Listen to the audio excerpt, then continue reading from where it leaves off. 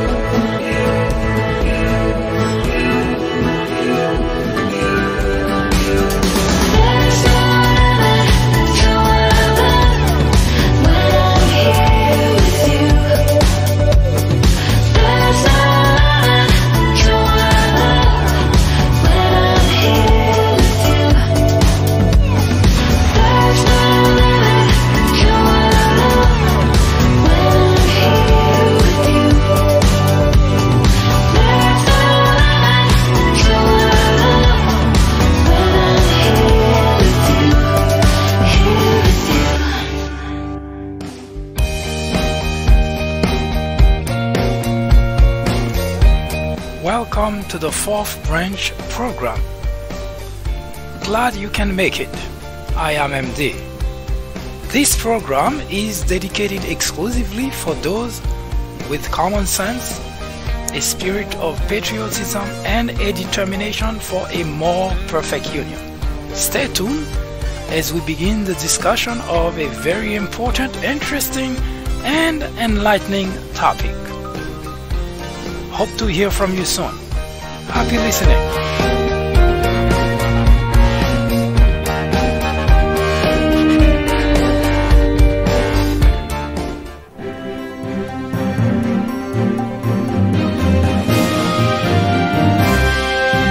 Hello everyone, I am MD and this is the Fourth Branch program. Welcome. It is a foolish and even dangerous endeavor trying to educate fools. The risk of not trying, however, is much greater not only for this generation but for many future generations. I mentioned here in this program many times, as a matter of fact, that America is in crisis. It has been for several decades now. But the past 2 years we have seen an acceleration in the erosion of our democracy and the decline of what were once the values we've held deeply. It is not the fault of one individual. It is not a scenario which started with the presidency of Donald Trump either.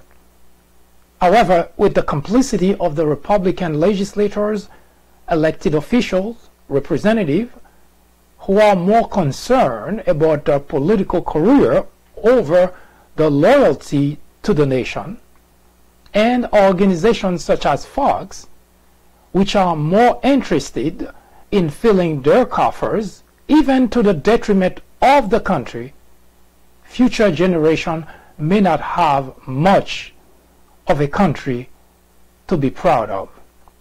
Today, as we discuss various topics which we believe contribute to the erosion of our democracy, such as race relation, which is a grave problem in the country, which has plagued our country for quite some time.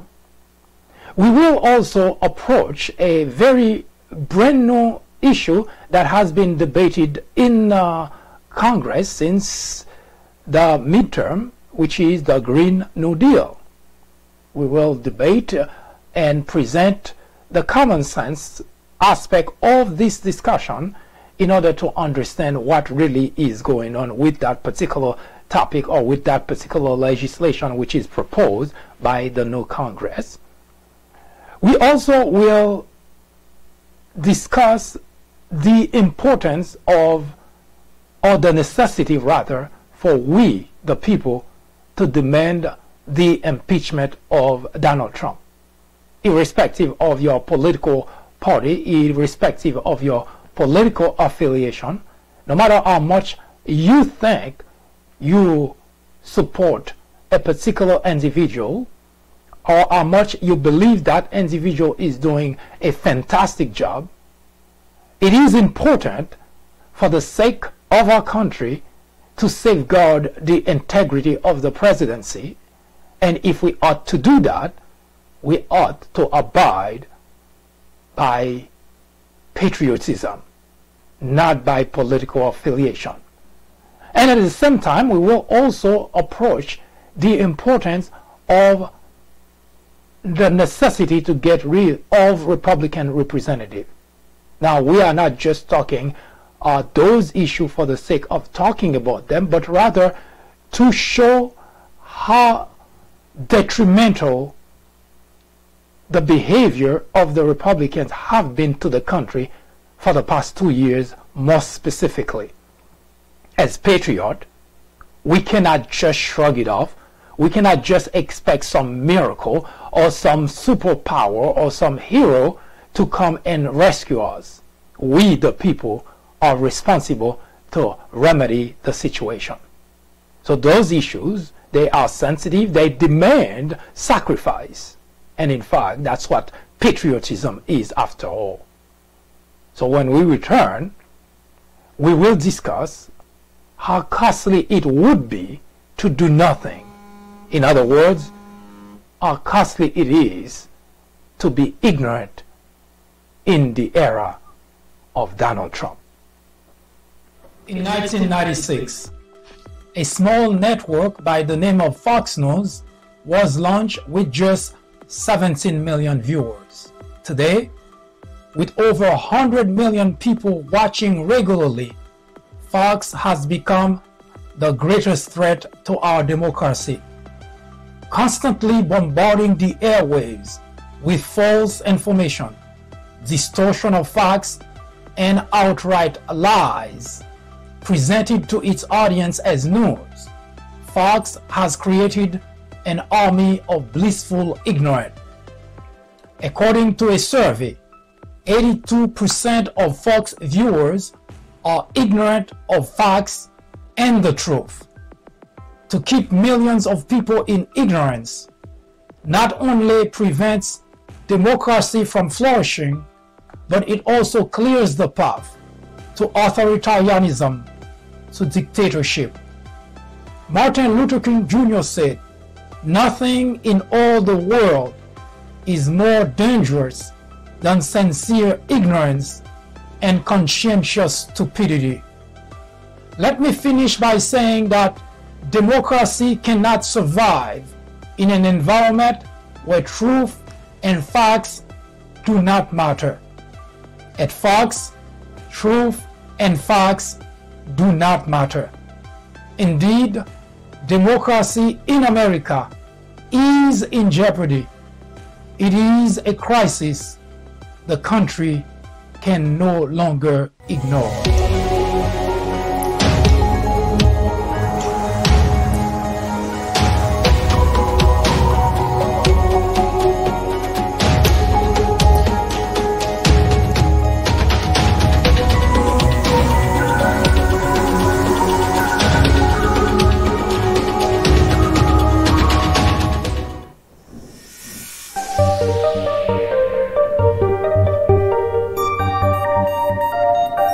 Welcome to War on Blacks. It is a topic which discusses race relations in America. The banner War on Blacks was not chosen for sensationalism. It was chosen more specifically to point to a fact ignored by most, nevertheless a fact, in which, as you might imagine, in a war there are casualties. The banner is used to point to the mounting casualties within the black community across the country. Now, war on blacks is not a topic to discuss or to bash whites. To the contrary, war on blacks is to educate and to establish, to analyze the problem, to go to the bottom of, to explore the issue, the roots of racism and discrimination in the country. Now, when we talk about racism, we talk about discrimination, those are words that most people who live their day-to-day life just go about their lives and don't even bother much because, well, it's just a word. For blacks, however, it is a daily struggle to fit within a society which already has a preconceived, preset, predetermined mind as to whatever that individual does. During slavery time, and even as of date, when we talk about slavery, people shrug it off. Well, it was a time in our country that shouldn't have been, and that's the end of the story. Because of the lack of understanding and information as to why, in the midst of the 21st century, blacks are still struggling to live a life which is comparable to a white individual. Now, most blacks cheer the idea that there has been progress since slavery. I said hogwash because everything that blacks today celebrate as progress is very relative. During slavery time, blacks were subjected to all kinds of inhuman treatment, did not have any right, and white slave owners could do whatever they wanted to blacks. Dispose of them, kill them, and there was no one to come to the rescue. Now, if you look at it in comparison to today, you would say, well, blacks are no longer subjected to those type of treatment.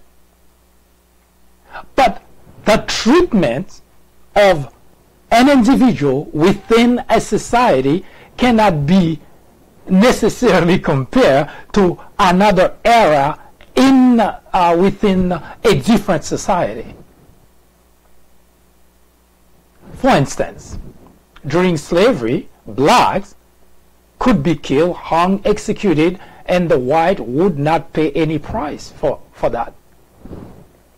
Today, it's no longer the white slave owners who have that capability, that ability to do those type of damages, fatal damages to blacks, but the white police officers can easily kill an unarmed black man and would not suffer any consequence for doing so.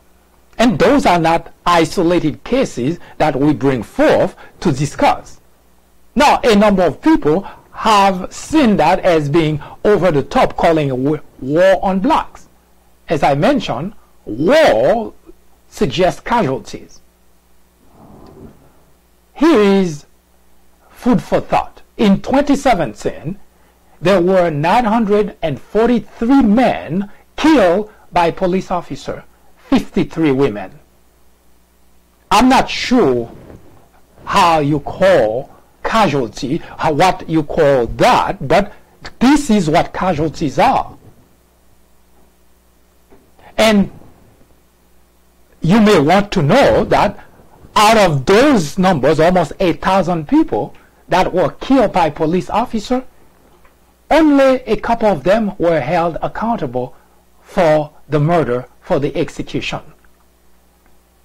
So when we bring that forth, we do not bring it just to discuss or to, as some people put it, race baiting.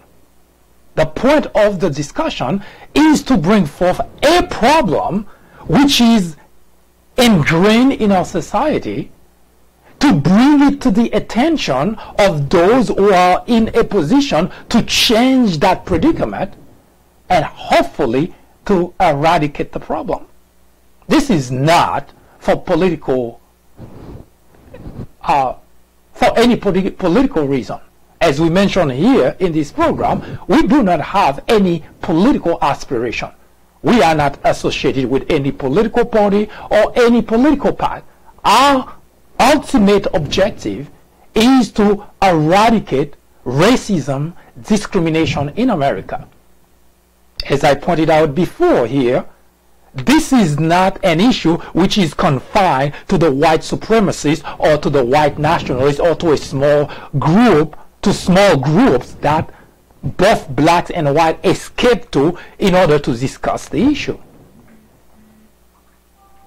The conversation about race relation in America only occurs when a black individual is gunned down, literally executed by a police officer, and at that point, in all the channel, all the television, radio station, you have experts coming to present their expert opinion as to what must be done in order to deal with this problem, with this lingering problem in the country.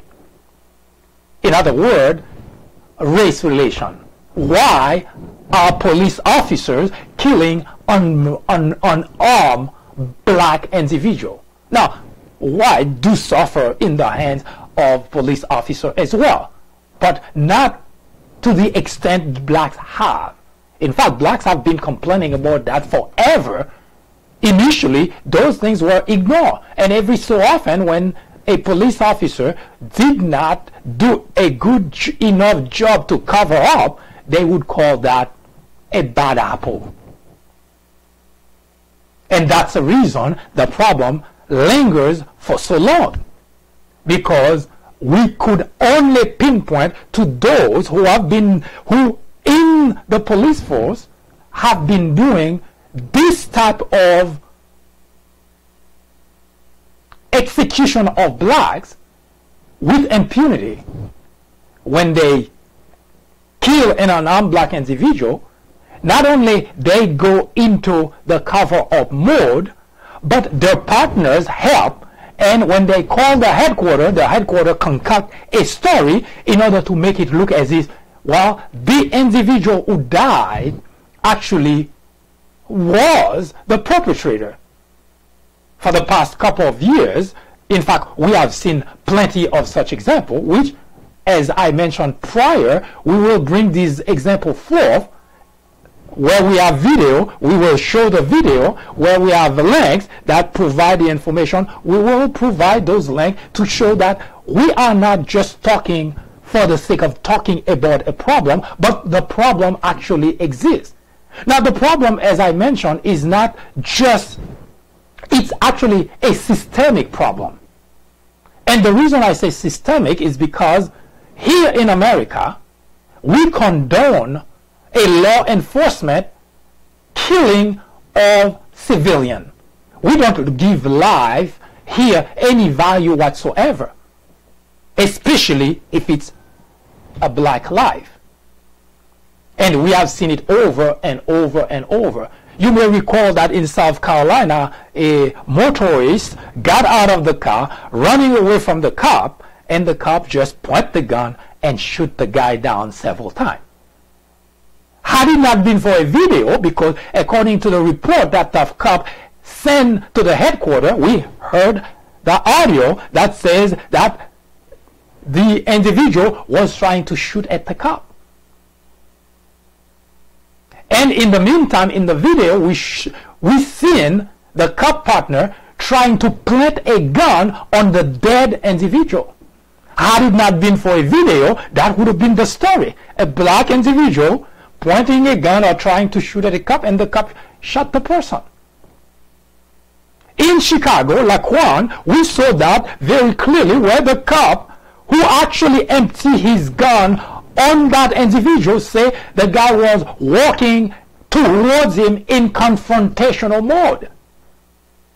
And he shot the guy until a video emerged to show that the individual in question was actually heading the opposite direction from the cop. So we know there is no ambiguity here, and it's not just a few bad apples. It is a rotten basket. As I mentioned before, I used to write about this particular topic under this headline, Criminals with Badges. Because in general, the idea of to protect, to serve and protect, maybe it applies to white individuals in the country. But when it comes to blacks, I mentioned it before, blacks are uneasy about the presence of police officers because their lives are more in danger with a police officer around than not. So when we're talking about this issue, this is not an exaggeration for blacks. This is a daily life, and that reminds me of a very important statement by Belafonte. So when a black voice is raised to in protest to oppression, those who are comfortable with our oppression are the first to criticize us for daring to speak out against oppression. And I've already seen it with this program. Because the best way to prevent blacks from demanding change in the behavior of law enforcement is to simply crush their protests. That you've seen that with Fox, the first network to raise its voice when black protests against police brutality would be Fox. And that is a behavior that we've seen even during slavery. Blacks could not protest. Blacks could not even try to escape slavery, because how could they possibly try to escape slavery? And whenever they did, if captured, they would suffer very harsh punishment, including death. And today again, we still have the same group of whites who, the minute that a black raises his voice, his or her voice, in protest to oppression, they are the first to criticize that individual for daring to speak out against oppression. Nothing has changed in America. Blacks think there is progress. For whatever reason, they think there is a progress because, oh, I forgot, Obama was president. And, well, progress. Here in America, those who are here to serve and protect with impunity kill blacks. And most even disturbing is the fact that a lot of those individuals, black, who have lost their lives, are unarmed individuals. This is no comfort to think that, well, it was probably a comfort to think it was a few bad apples. Well, psychologically speaking, that is. Because blacks never buy the premise of a few bad apples, because blacks experience this problem on a regular basis. Constitutional right violated by law enforcement, civil right violated by law enforcement, they pretty much subjected to similar treatment, comparable treatment that blacks were subjected to during slavery. And when they raise their voices, those who are comfortable with their oppression are the first to criticize.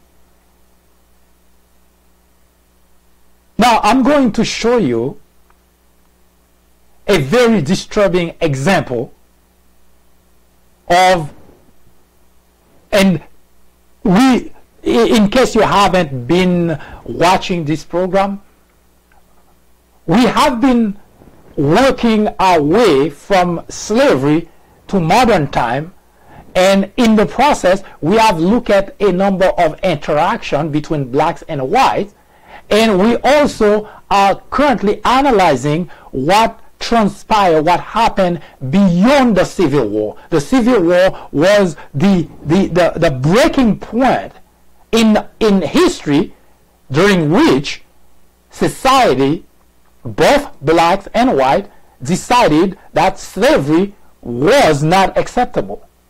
So, on one side you have blacks and whites fighting against slavery, but on the other side you had whites fighting to keep slavery around. Those who are comfortable with our oppression are the first to criticize us, because as far as they're concerned, things should stay the way it is, because why should we complain about those things? Lives have been destroyed by none other than those who are supposed to serve and protect. Lives, many lives, families have been destroyed by those who are supposed to serve and protect. In no civilized society would it be acceptable for a trained, armed individual to kill an unarmed civilian and for society to justify that. But in America, that's perfectly okay. As I mentioned earlier, in 2017 alone, 943 men were executed by cops, 53 women were executed by cops. Just a couple of them suffer a price. One or two actually lost the job, and one or two went to jail. Now, how does anyone today discuss this problem and look at the individual that debating the issue and consider that person the problem? And that's unfortunately how racism and discrimination perpetuate in our society. I mentioned before that institutionalized racism is what's causing this major problem. And now that we have in the Oval Office an openly racist president, that makes it as if it is okay for those racists, those who discriminate, to continue to practice such disgusting, to continue to keep such disgusting behavior. War on blacks is not for sensation. War on blacks is to discuss race relation and in the process outline the casualties inflicted on the blacks. In 2017 alone, 943 men were gunned down, 53 women were gunned down by police officers. Law enforcement, whose primary job is to serve and protect. Would you care to know that in England, in London more specifically, which is a city that's comparable to most major cities we have here in America, one individual civilian was killed by a police officer in England. There were a total of 17, but the other 16 were during operation of against terrorists. Terrorism, that is. Yes, during fight between terrorists in England and police officer, those 16 terrorists lost their life. One civilian. Here in America, lies mean absolutely nothing, especially if it's black lies. So for those who jump on their high horse and already start passing criticism, I doubt very much that any such people have ever been on any black man's shoes. Racism in America is real. This is not a made-up story, and this is not something that happened on the fringe of our society. It is in every corner of our society. On the street, blacks are stopped and frisked, whites just go by. I used that example before. We will use it at some other time to explain the big discrepancy between blacks and whites, and why the criminal justice system is filled mostly with blacks, and everybody just draw the conclusion, well, blacks must be criminal. But there is a story behind this problem, and as we explore what happened beyond the Civil War, we will begin to understand that the system which is put in place was not put in place for whites. That system was put in place for blacks.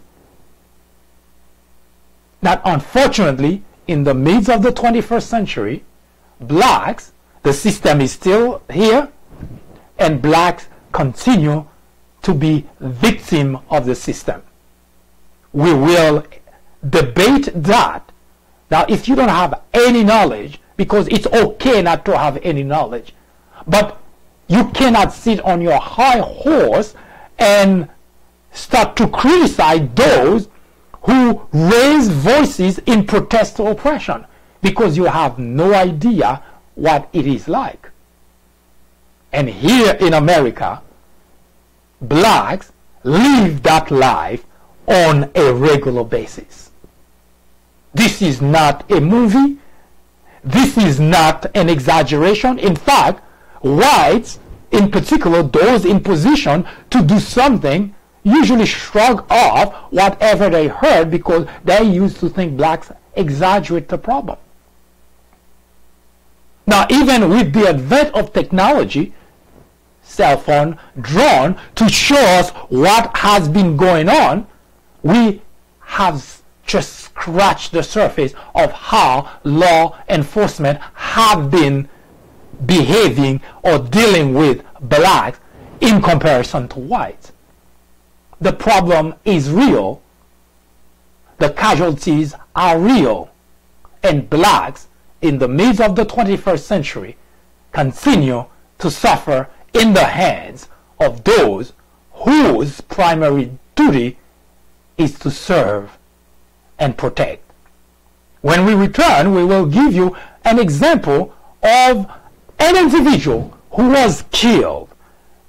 Now, even if you were to be a cop yourself, you would have to ask yourself this very troubling question: what the hell?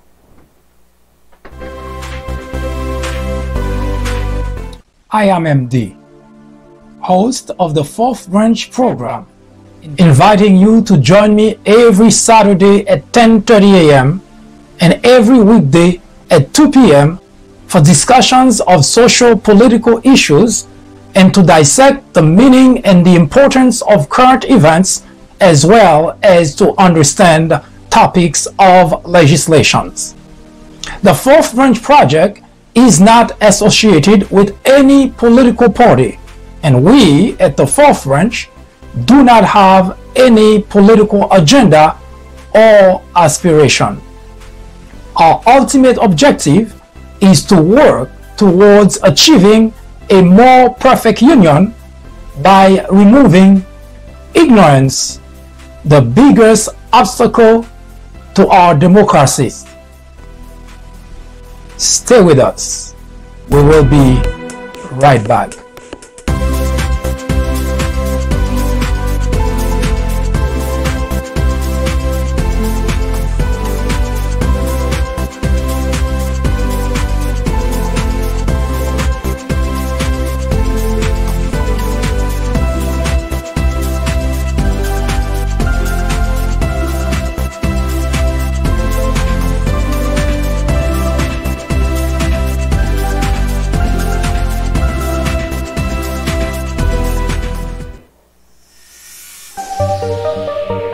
The role of a police officer is to serve and protect. Now, while the discussion of this particular issue is sensitive, we acknowledge that. In fact, if you've been watching this program, and I strongly encourage you really to go to the People Branch YouTube channel.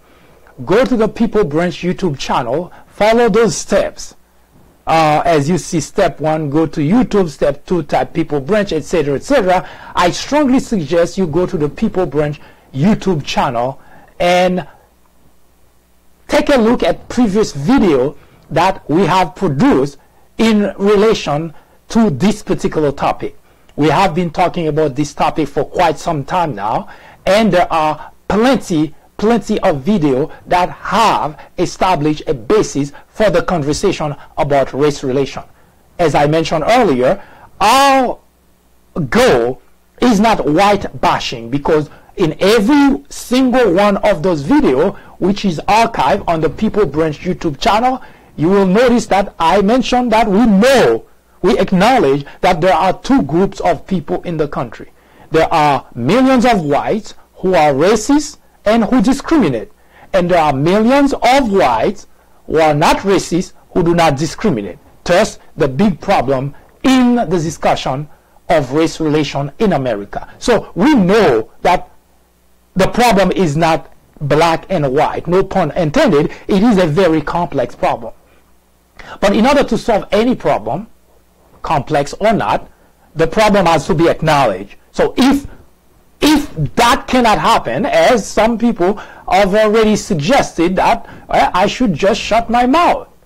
Well, nothing new here. So the problem has to be acknowledged. The problem has to be understood.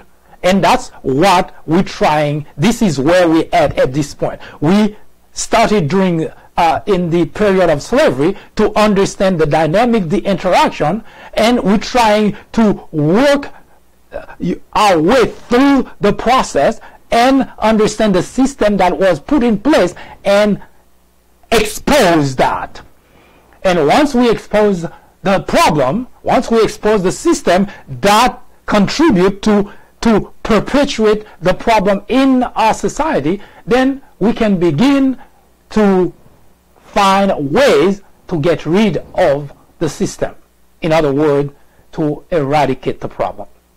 Now, as I promised to you, here is, and also I strongly suggest to you that you visit the peoplebranch.org. That is the website in which we have most articles that we've written about different topics are located on the peoplebranch.org website. So I suggest that you also read some of those articles. And one of such articles I'm gonna discuss very quickly here, so that we can move to the next topic, is criminal with badges. Now, here is a picture of an instance. Now, what you're currently looking at is, I believe, the name of the gentleman on the ground is Alton Sterling. If I'm not mistaken, that's the name. If you're able to see clearly what's going on, Alton is on the floor, on his back, and there are two police officers on top of him, pretty much restraining him. There is absolutely nothing that Alton could possibly do. Now, in case you don't see it, one of the police officers has a gun pointed at his head. Now, ask yourself that question. Why? The guy is on his back, restrained by two police officers. He doesn't have a weapon, but he has a police officer with a gun pointing at his head. Normal to you? Does that look to you as individuals who are here to serve and protect? Those are the kind of predicament that blacks are subjected to on a regular basis. This is not a movie, and this is not something that happened, well, on occasion. Those are regular predicament blacks find themselves in whenever they in presence of a law enforcement individual. Now, I begin the article. I will tell you the end of the story in shortly. I begin the article by, of course, you see the title of the article, Criminal with Badges Blossom in the United States. In the past 5 years, criminal with badges have blossomed in the country. Continue to give, because our society continue to give them reason to be proud of their wrongdoing. And of course, I issue a warning. Beware of the day of reckoning. Yes, there is always a day of reckoning. The white slave owners in the South that were brutalizing black slaves, that were killing them with impunity, yes, there was a day that came, and that obviously put an end to that. And more than 400,000 such individuals, those who wanted to keep slavery around, lost their lives. There is always a day of reckoning. Now, one thing that you would notice in that article is I do not believe the account of police officer, because there has never been a time when their account actually is true, because they always concoct a story, they always tell a story after they execute a black man. But the reason they are able to get away with it over and over and over is because our society has been giving them a pass. I mentioned to you earlier that in 2017 alone, almost 1,000 people were killed by police officers. Only 4 or 5 of them suffer some sort of consequences. Now, that gentleman you see on the floor doesn't have a weapon. But he was killed on the floor by one of those police officers. Because presumably, he was moving his arm under the car and they thought he had a gun. You have 2 police officers, the guy on his back, restrained, and yet he lost his life on his back by the same people whose job is to serve and protect. So no, for those who always so easy to criticize when we raise our voice in protest of oppression, as I said many times, you can either be part of the solution or would you please get out of the way? Because yes, there are many individuals, just as there were during slavery time, who wanted to keep slavery around. And no one, especially black, couldn't possibly count on those individuals to help end slavery. Today, we are again faced with such predicament that blacks are being executed by those whose primary job is to protect them. And yet, we have a very large group in the nation, whites, who seem to think blacks shouldn't raise their voice in protest.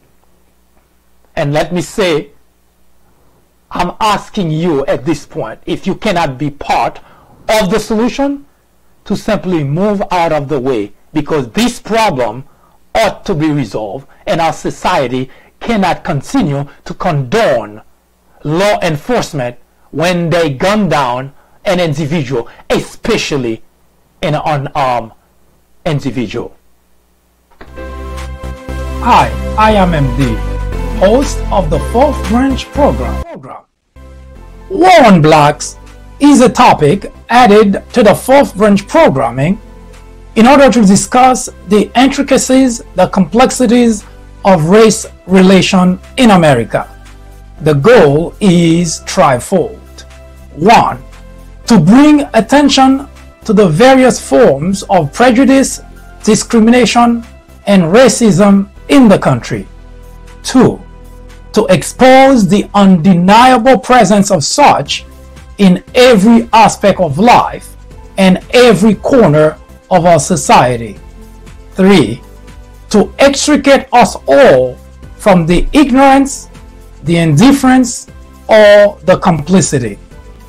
The ultimate objective is to make the discussions of those issues, racism, prejudice, discrimination, a normal part of our lives.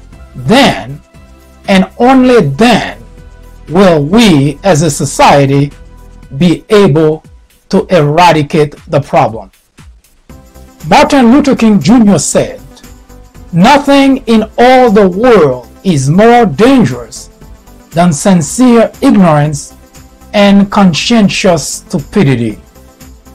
Abraham Joshua Heschel exclaimed, "Racism is man's gravest threat to man, the maximum of hatred for the minimum of reason." join me in the journey to restore equality? Or would you please get out of the way? Thank you.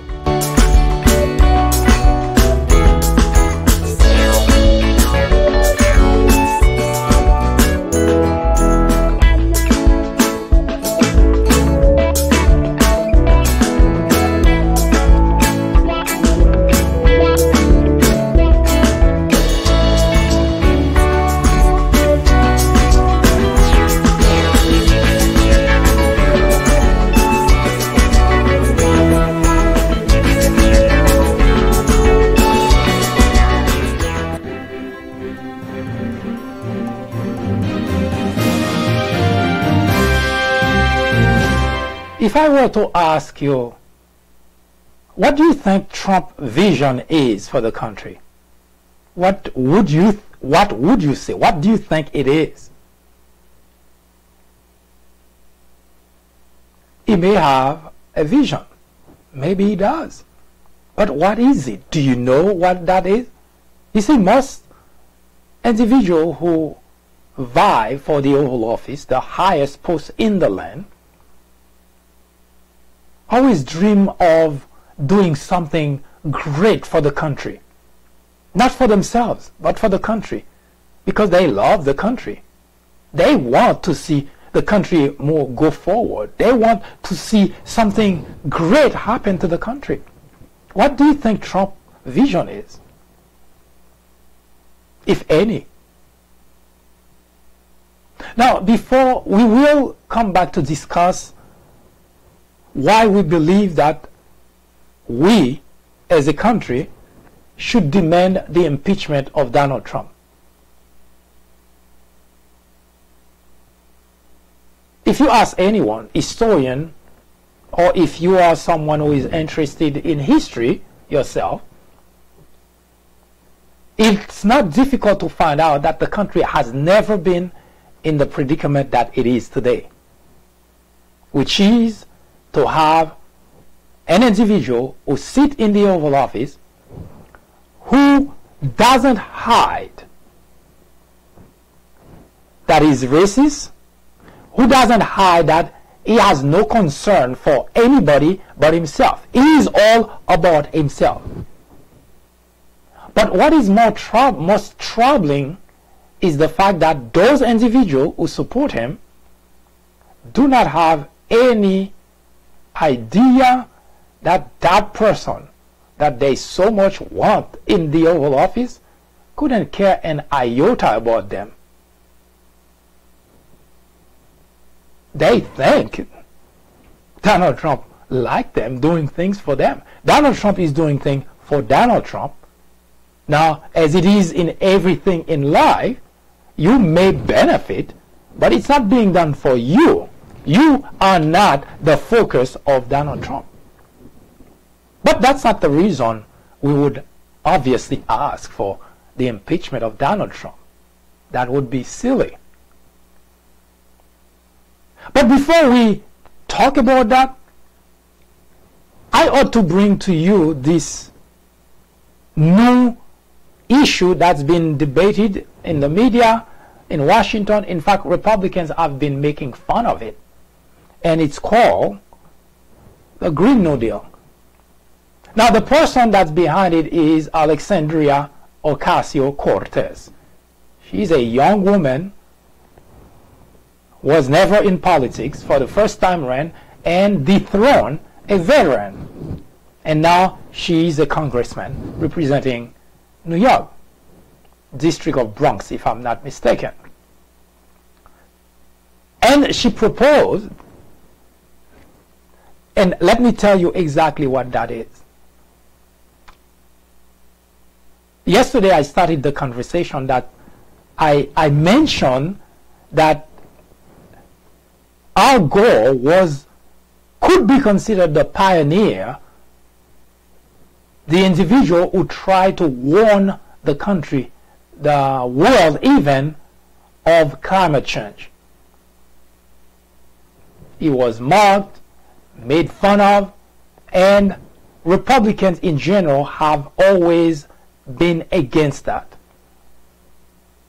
despite overwhelming evidence from the scientific community.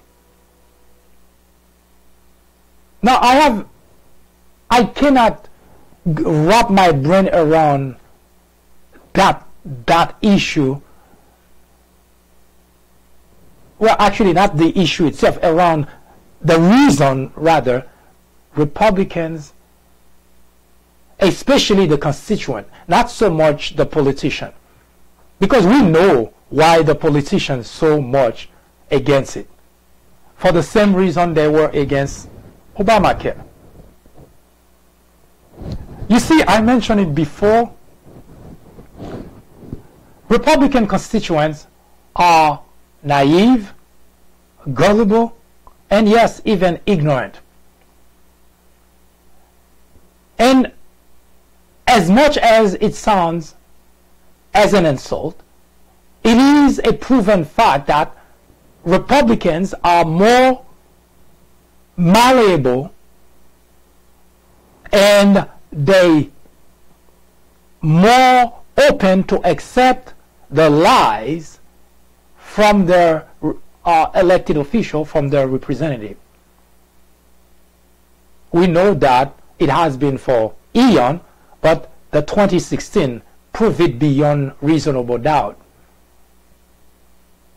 We know that because we know and they know that Donald Trump lied to them every step of the way. There was absolutely nothing that came out of Donald Trump's mouth that was not a lie. And yet, here it is. Donald Trump is president. So yes, Republicans they do not want to admit it, but the facts are the facts. They're naive, they're gullible, but what makes it even more troubling is the fact that discussion of certain topics, Democrats are not privy to those information. Everybody can access those information. So when we're talking about climate change, it's not something that Democrats invented and say, let's take care of that. But here's the part that troubled me the most. You see, scientists, experts, are people that we rely on to guide us in various aspects of our lives. You go to the doctor because you cannot possibly diagnose yourself and you cannot possibly cure yourself. And for that reason, you go to a doctor who happens to be an expert. Whatever that is. If it's for your brain, you go to a surgeon, etc., etc. Now, our planet, Earth, is, as it is today, is the only place we have. We don't have any other place. Yes, scientists are trying their best to find another place that we may be able to go to. We don't know if and when that will happen. But for the time being, planet Earth is the only place that we have. So what troubles me is not being able to understand that we all on the same boat.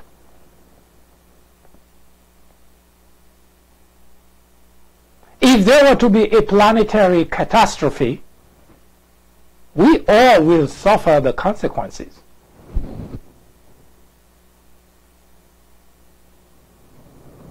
Contrary to the dinosaur, which I pointed out before, contrary to the dinosaur, who could not devise a way to save themselves, because we know that, we'll use the word, climate change happened, earthquake, flood, etc., which engulfed those huge animals. They were big, but they could not run. So if an earthquake happened where they at, they automatically stuck there. Huge flood happened, they automatically drown right there. So they did not have a way to escape climate change problem. We human, fortunately, we have people whose job is to study, to analyze, to understand, and to advise. That's all they can do. They don't have any power. So whether it's the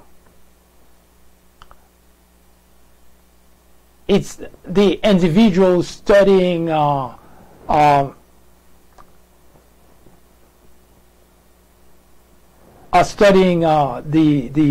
movement of the earth, word escaped me, but studying the different type of activities within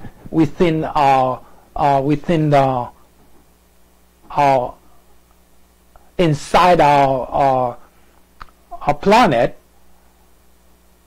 They able to see when hurricanes coming, they're able to see when earthquake coming, they're able to predict different activities that could put lives in jeopardy.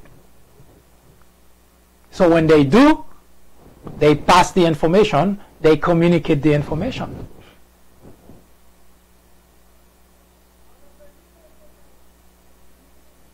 What we do with the information, they cannot force us to do anything.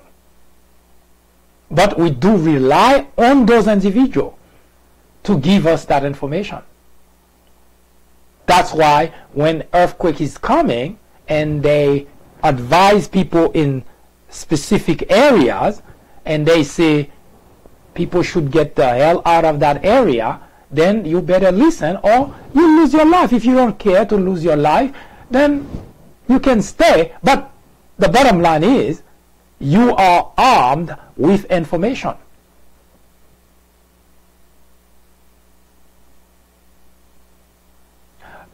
Now, what I don't understand is this. Why would Republicans, legislators, why would Republican elected officials want their constituent to stay in the dark? What's in it for them?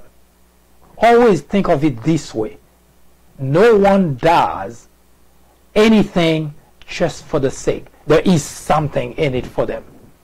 So what's in it for them?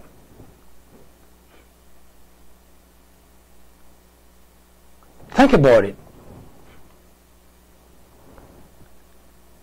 Scientists has irrefutable proof that our planet is warming. And the consequences of that happening is we have a number of, there are things that we as a human, we will begin to lose, and what that translates to, and if we start fast forwarding to the future, that we are heading towards the age of the dinosaur. In other words, we may become extinct as a species. Now, granted, we may not be around. The politician will not be around. In fact, Donald Trump make reference to that very fact, that because, and that's the big problem, because they will not be around, they don't care what happened to future generation. Now, if you're going to be, if you are 15, 16 years old, that means you're the future generation. You should be concerned that the Republican politician today their action, the legislation that they pass or the legislation they oppose are going to be detrimental for future generations. Now, why would elected officials, they're not stupid people, why would elected officials spending so much time trying to dumbify their constituent? Why? Because something is not right here. Because how do you explain that? Think of it this way. If the expert tell you that earthquake is coming, but you have someone on the other side that's spending time, energy to tell you don't pay attention to that. Why? Ask yourself why. Well, it so happened that that's related with the Green New Deal topic we just brought forth. It so happened that the oil industry doesn't want to hear about that because it's bad for them, it's bad for their business. Because if this type of legislations are passed, it will start putting restriction on those industries constantly drilling into in drilling for oil. Now, there is nothing the industry could possibly do if legislators decide that's what ought to be done. But Republican legislators are paid, their campaigns are financed, they are promised campaign finance money by the oil industry to kill any form of legislation that would put that kind of restriction on drilling. Now you may recall during the 2008-2009 election where Sarah Palin had this drill baby. And that's where I say that Republicans in general, they're naive, they're gullible, and they're ignorant. Because why in the world someone would support an individual who propose to pass legislation or kill legislation that would help to protect our planet? And they go into a chanting mode, drill baby drill. Well, the song may sound nice, but future generation may not necessarily like the outcome of the song. And that's the part that I must say that every time that I think in terms of how Republicans constituent rewards those who actually do things that harm them, why? Why would anybody do that? Would you give a sharper knife to someone who threatened to stab you? Well, that sounds weird, doesn't it? But that's exactly what Republican constituents do. They give the tool to those who actually told them they're going to stop them. It is really that simple. Why do you think, and that's the part that sometimes is impossible to understand from a logical perspective. As much as anyone can have disagreement or even hate Democrats because they're liberal, they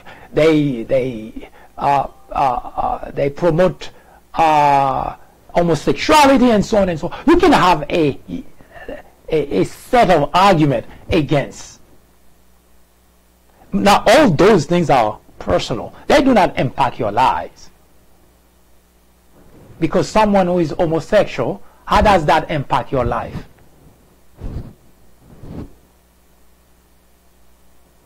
It doesn't. But when someone you elect decide to give the key to someone else to harm the planet, that is something that doesn't just harm one individual, but that harms many generations to come.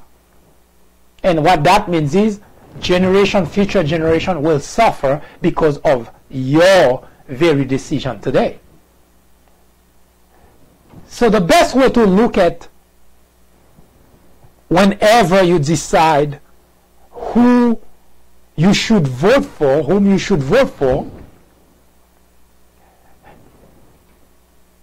if you have any concern at all for the future generation, your decision should be based on facts, on issues that some issues have temporary impact, temporary effect. Some issues you may not like, but they don't do anything to you. But other issues will impact our lives and the lives of future generations. So your Republican representative decide, we don't care what happened to future generation. As long as we continue to get campaign financing from the oil industry, we're going to prevent any legislation from being passed that would restrict their activities. And those are the people you elect and re-elect and re-elect. Yes, as I mentioned, you are handing a knife to someone who is stabbing you. That doesn't spell smart to me. Yes, I know whenever I mention that Republicans are gullible, naive, and ignorant, I have people telling me a bunch of stories. Some have master's degrees, some have PhD, which to me means absolutely nothing, because if you're making decision that's harmful to you and to future generation, I don't see how you can flaunt your college education as being the reason for anybody to pay attention to. Those are not complex decisions to make. Every time your Republican representative go against something, the very question you always have to ask, why? Because people don't just do things without a reason. People don't just do something or go against something without having a reason behind it. Now, as much as you might hate Democrats, interestingly enough, no matter how much you hate whatever they have, but a number of those legislations are actually good, not only for this generation, but for many future generations. So you have your priority all screwed up because you have to vote Republican because, well, you don't like gay.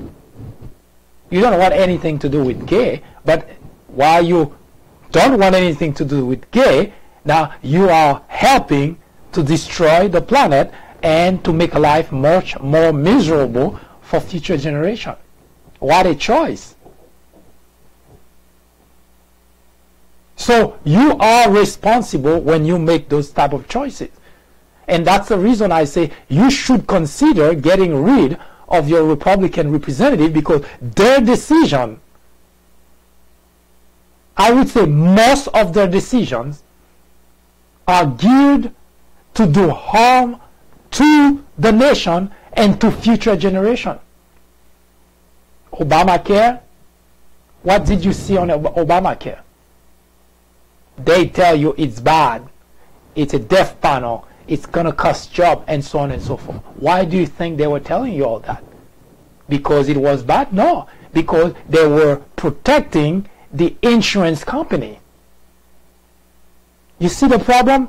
Republican representatives do not care about their constituent.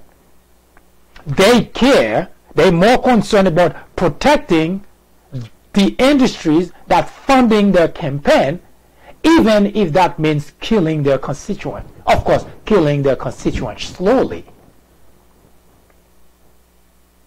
So they tell you Obamacare is a death panel.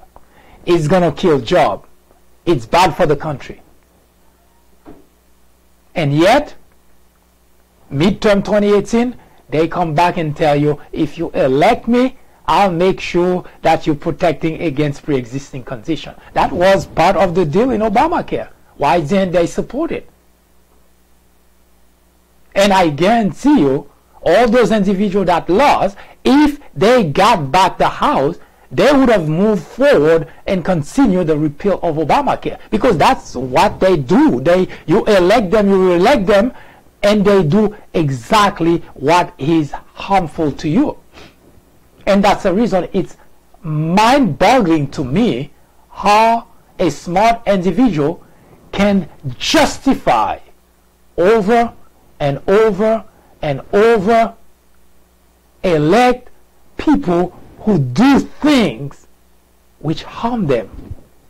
I cannot wrap my brain around that. We will be able to give you example after example after example that your Republican representative, yes, they're good with words. They very good at spinning words.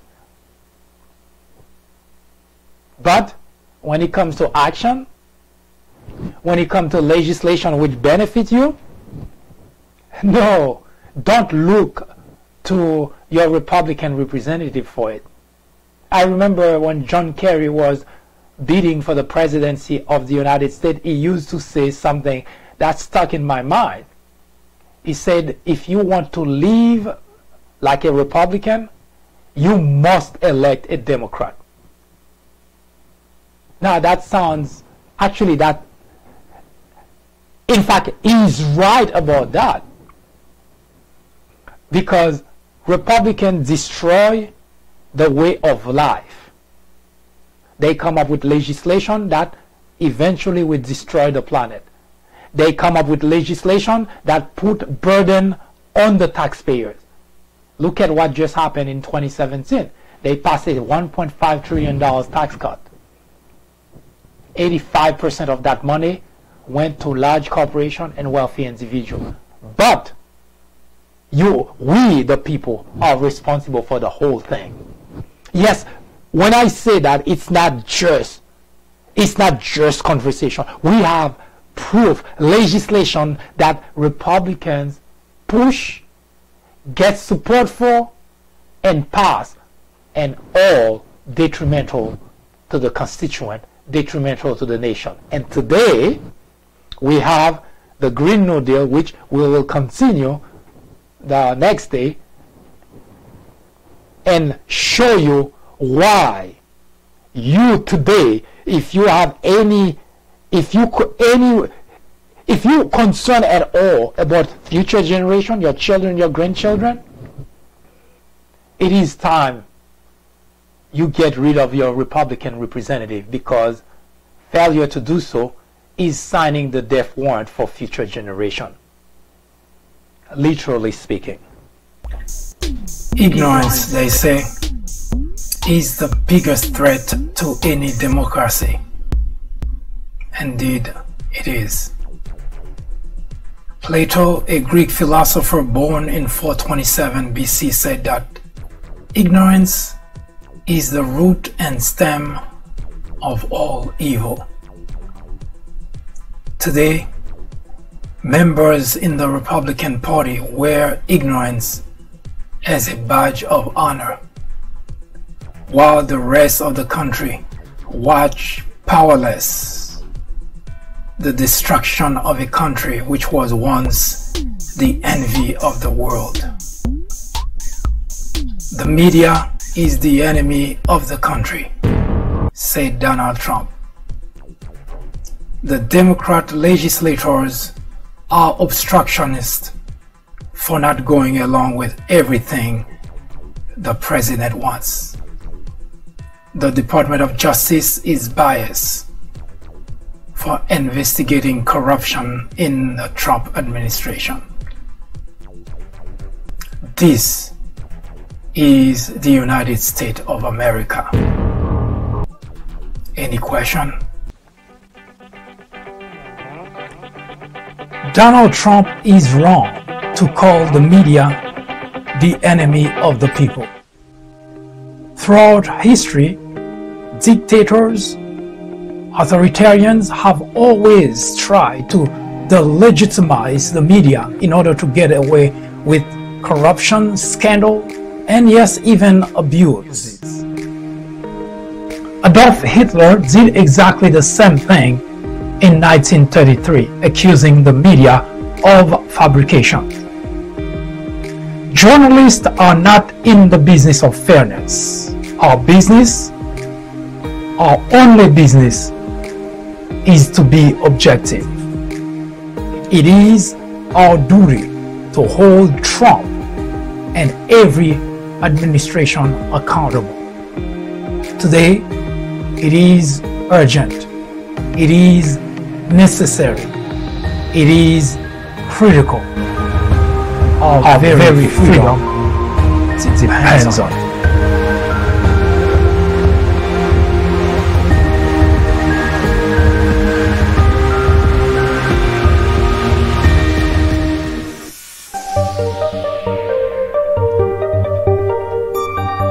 The framers of the Constitution did provide the nation, leave us with not a flawed, of course there are plenty of flaws in our Constitution, but they did leave us a government, a structure of government which should protect the country from a range of problems. And one of such is to have a rogue president, someone who is not concerned about the country, someone who doesn't care about the country, someone who is unfit for the presidency, and yes, someone who collaborates with the country's enemy. Now, for 2 years now, the country has been up in arms because by any and all account, it seems that the individual who sits in the Oval Office became President of the United States not just because he was so good at campaigning and he was so good at getting people to rally behind him, but because he also had help from a foreign entity, Russia. Now, a lot of people have been waiting for the Robert Mueller report in order to make up their mind. I find that really laughable because there is absolutely no one on the face of this planet who would have so many fingers pointing to them with all those individuals surrounding that particular person, and then to turn around and say that individual has nothing to do with all those scandals, with all those problems. We know the let's wait for the Mueller's report just a ploy for those who want to continue to shield and support Donald Trump as president, to continue to do so. Now, we mentioned earlier at the top of the program that we, the nation, must demand the impeachment of Donald Trump. I mentioned yesterday, or probably the day before as well, that the impeachment is a process which the legislative branch would bring charges against a government official, in that case, Donald Trump. And of course, because just like it is in we as regular citizens of the country, when there is suspicion of wrongdoing by any of us, then charges may be brought and we will be able to defend ourselves in a courtroom, to say, no, those charges are not what law enforcement say they are. Of course, we'll present our argument, the other side, the prosecution, and so on and so forth. Now, the impeachment process provides the president, any government official, that opportunity. What the impeachment saying, begin the impeachment process, say that we have enough proof, enough material that tells us that you, Mr. President, have done something wrong. And there is no one that can argue that.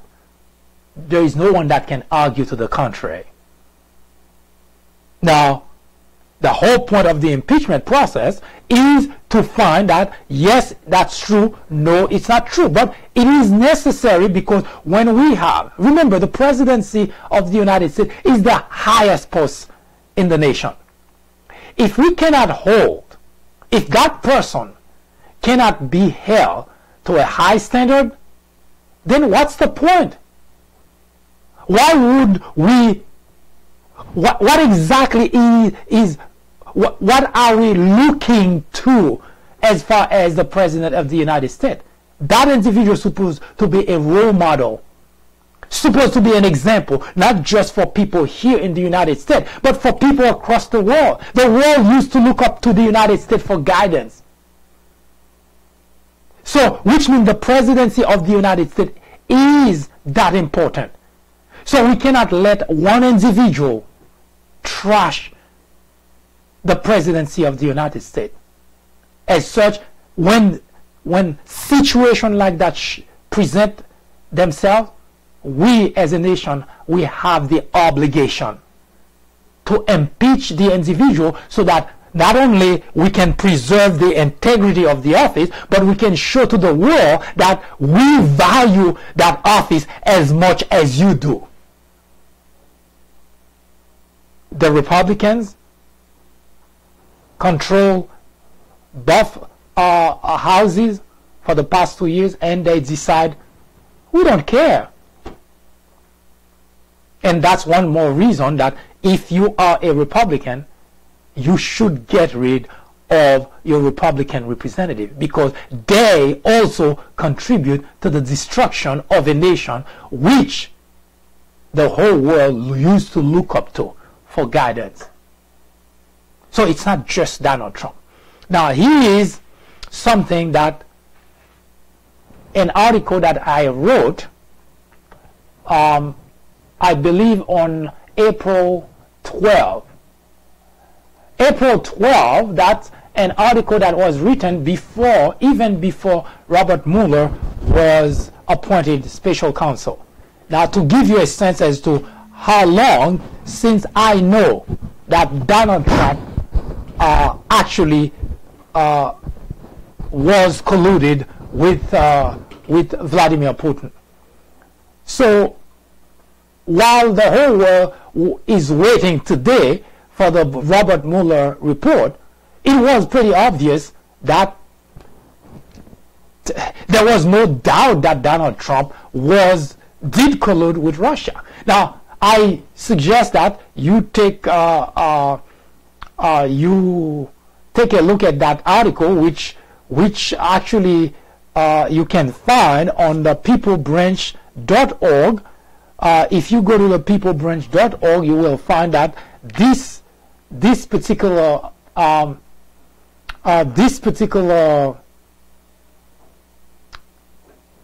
article, you can search for this particular article and you will find it there.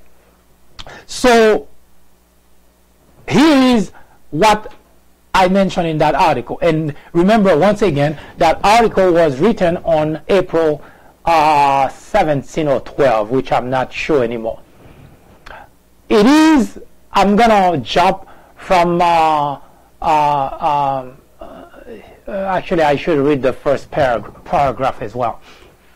It says, although the past few days may have put a damper publicly on the cozy Trump-Putin relationship, the duo have been extremely busy using government resources to cover up the highly successful crime of the century, hijack U.S. democracy, and change the outcome of the presidential election.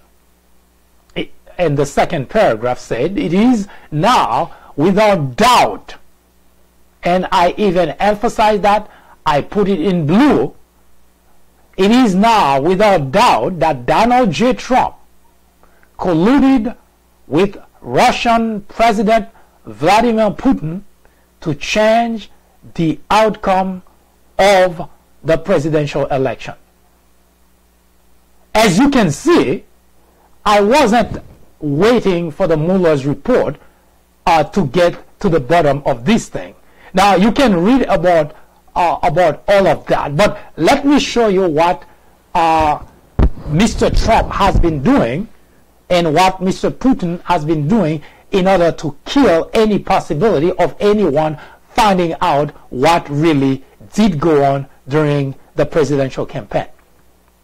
The CIA source mentioned that Mr. Comey has been under, Mr. Comey wasn't fired then, has been under a lot of pressure to slow down the investigation, that's the investigation into Mike Flynn, the investigation in order to provide the Trump administration enough time to devise a way out of this impossible situation.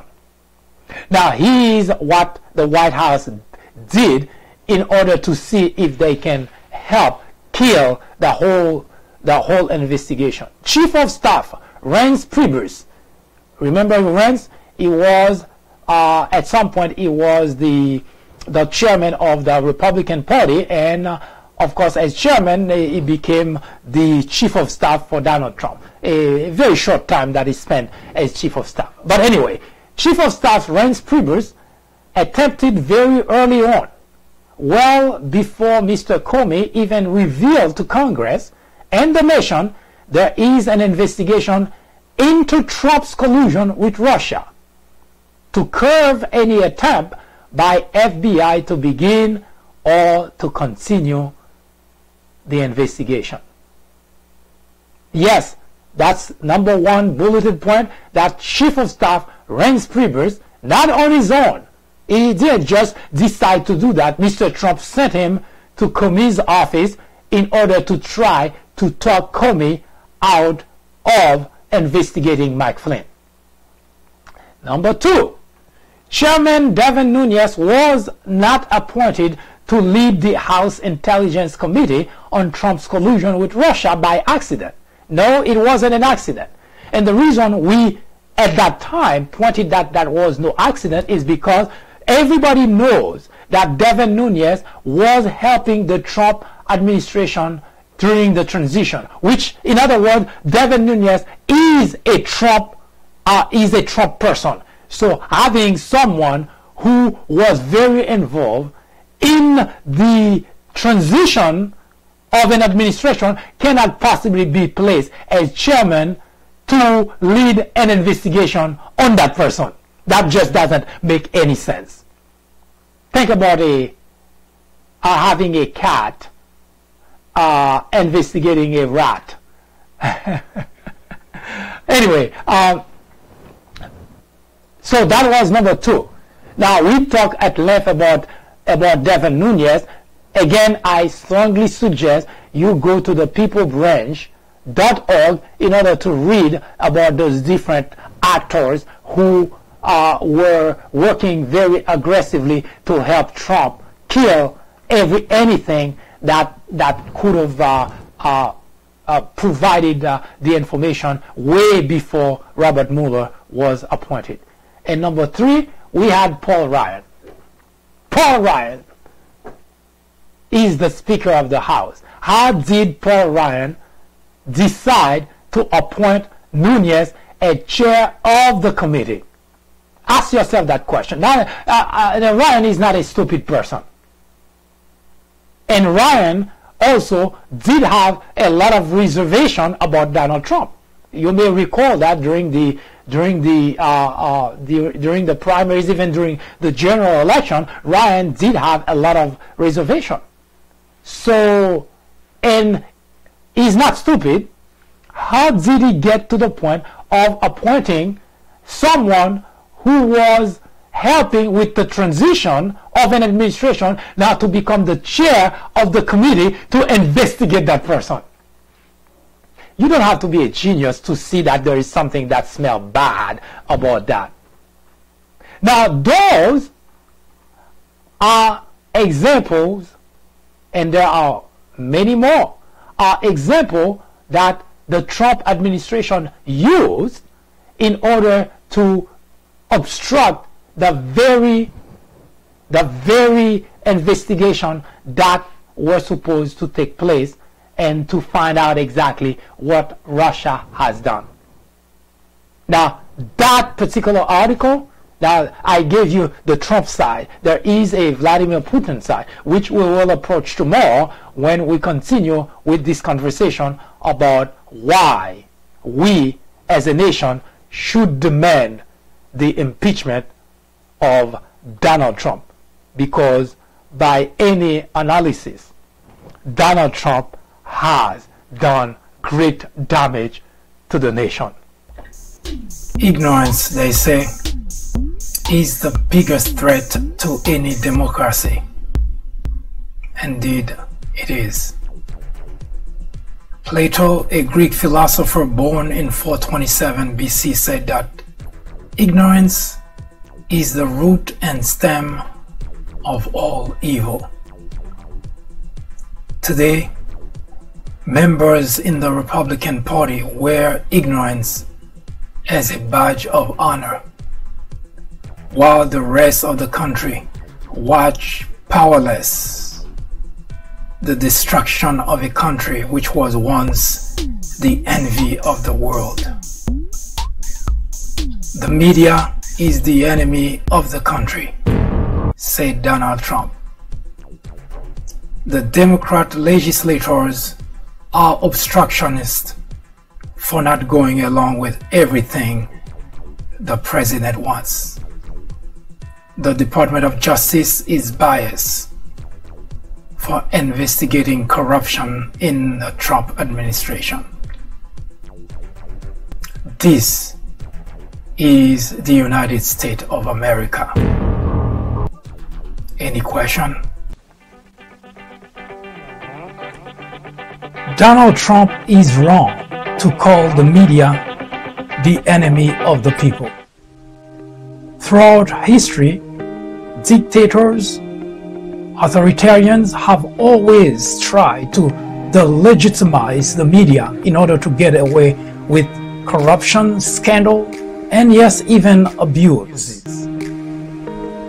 Adolf Hitler did exactly the same thing in 1933, accusing the media of fabrication. Journalists are not in the business of fairness. Our only business is to be objective. It is our duty to hold Trump and every administration accountable. Today, it is urgent. It is necessary. It is critical. Our very freedom depends on it.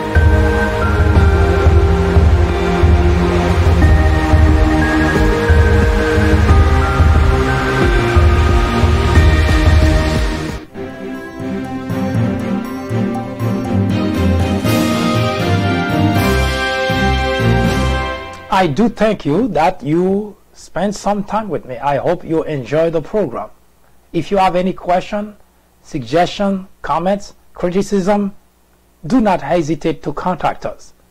Should you have a topic you would like us to discuss, would like to hear about it, we will research it and we will debate it right here on the Fourth Branch. As always, I hope you have a wonderful afternoon. Hope to see you again next time. Good day.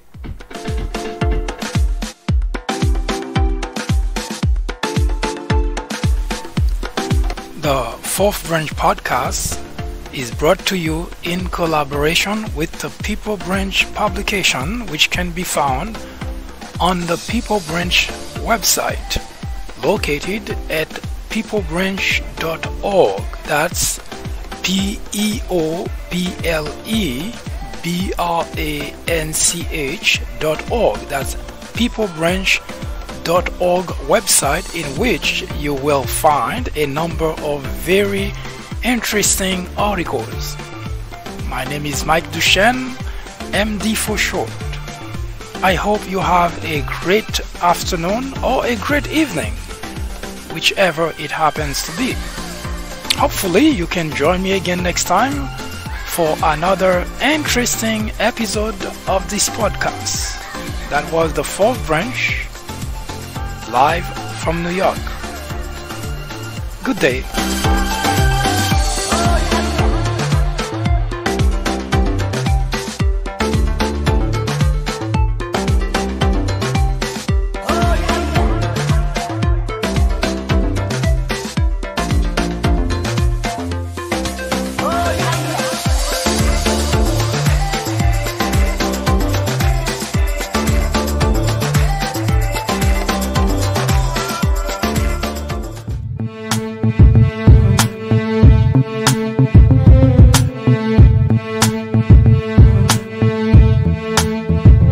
What if hip-hop never existed?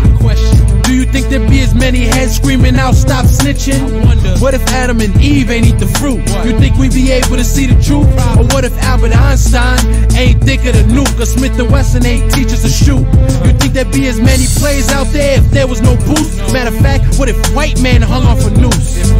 Would it still be cool to say nigga? Or maybe we would make sick figures? Or would we wanna be crackers? And all the whites would be rappers? What if Martin Luther King survived? You think the New Orleans flood would've caused him to drop and die? I wonder what if and see what is. Stand back from the picture and ask yourself why. What if life wasn't all you thought? What if everything you knew was gone? What if we switched to rights and wrongs? You think you'd change your route to the road we on? What if life wasn't all you thought? What if everything you knew was gone? What if we switched to rights and wrongs? You think you'd change your route to the road we on? If Christopher Wallace never got murked, how much money would Sean Carter be worth? What if Tupac never got hit with the flame? Would the game still have change filled with these lames? What if Jabari wasn't speeding down the street? What if the bullet Malcolm sent never hit Zeke? A black guy dropped off at the house instead of the stop? Or Ali never got bopped by the cops? What if the little homie EZ didn't die? Stand back from the picture and ask yourself why. What if life wasn't all you thought? What if everything you knew was gone? What if we switched to rights and wrongs? You think you'd change your route to the road we on? What if life wasn't all you thought? What if everything you knew was gone? What if we switched to rights and wrongs? You think you'd change your route to the road we on?